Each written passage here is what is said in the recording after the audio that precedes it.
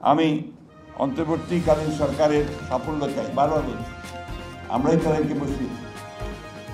কিন্তু এমন কোনো কাজ করবেন না যা জাতির বিরুদ্ধে যাবে, বাংলাদেশের মানুষের বিরুদ্ধে হয়ে যাবে।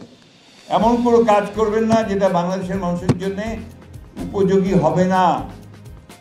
আজকে এমন এমন কাজ করছেন যে বাংলাদেশের মানুষ কিছুই জানে না। প্যাসেজ দেবেন, করিডোর দেবেন, সেই করিডোর দেবেন, কারোর সঙ্গে আলাপই করছেন না, কোনো রাজনৈতিক দলের সঙ্গেও কথা বলছেন না। আপনি একটা করিডোর দিয়ে দিচ্ছেন আরাকানে, যে আরাকানে আপনি কোনো গভর্নমেন্টই নেই, কোনো এন্টিটি নেই।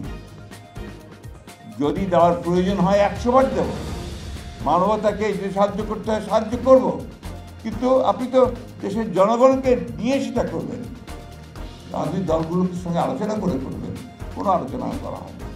এবং এখন দেখা যাচ্ছে তাদের যে দায়িত্বপ্রাপ্ত যিনি আছেন তিনি অনেক কথা বলছেন।